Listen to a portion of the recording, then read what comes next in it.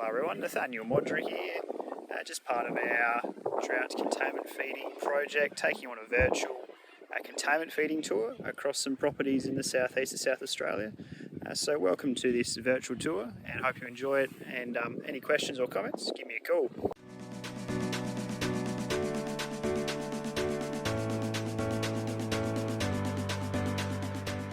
I'm Dean Eastwood. I manage South Killanoola on behalf of the Seymour family. We're running about 3,000 hectares, 800 hectares in a cropping program, and the balance is in about 7,800 composite ewes and 900 autumn calving cows. Just allowed us to grow feed in the autumn break on our lighter country, which is all the sort of red gum country behind us and around us. We can maintain covers on that and protect it through the summer period, and then allow it to grow a fair bit of feed as long as ground conditions will hold in the pens come the autumn break. That's been the biggest changer. We've probably changed probably a few things. Behind us we've got 6 pens. We've added another 4 pens out the back of the property on another set of yards. They're a lot larger. We probably found these pens were a little bit small for larger numbers. We're now feeding silage in containment. That's been a bit of a change, and transitioning to the feeders behind us rather than the with cages we've been using in the past.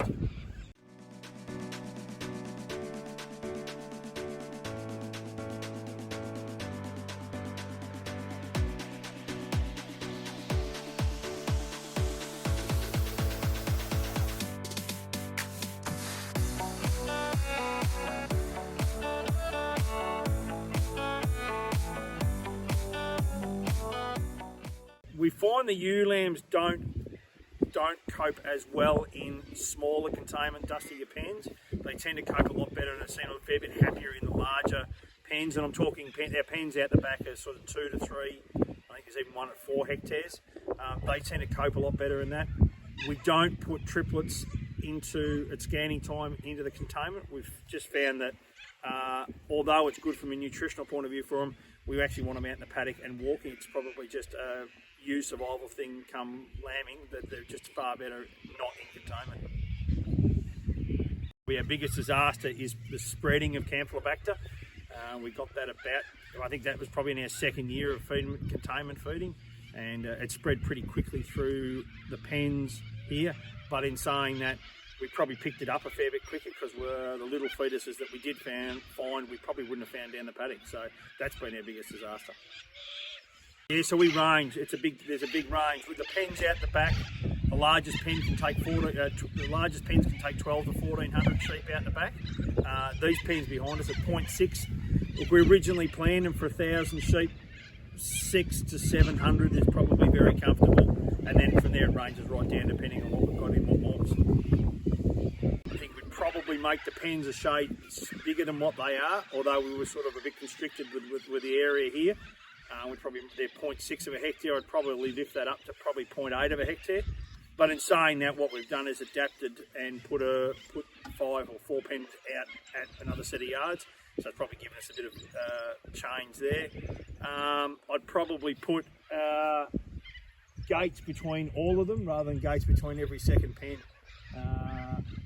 And probably other than that, not a lot else. We certainly like the fact of where it's situated. So yeah, so we trail grain on every 3 times a week to them, and prior to that we probably fed a lot of hay in feeders. This year we've changed to silage, and I think that's worked a lot better. It's we can feed that down the fence lines, and we certainly cut our grain bills back. We're not getting the wastage in the silage, and that's probably been a bit of a change that we've made in how we feed them. Yeah, look, we like the 14-foot gates. They're good enough. We don't probably need them any bigger, and you're probably trying to beat sheep out the gate. The small troughs on our 2-inch line work really well. That's been fantastic. We can clean them out. We can clean them daily. We're not leaving a lot of water behind, and there's a lot of water behind them. The fact that they're both lots of pens are situated near the sheep yards has been fantastic. We don't just use them to contain them. We'll use them at shearing time, crutching time, and we'll wean into them as well. So we've actually utilised them a lot better.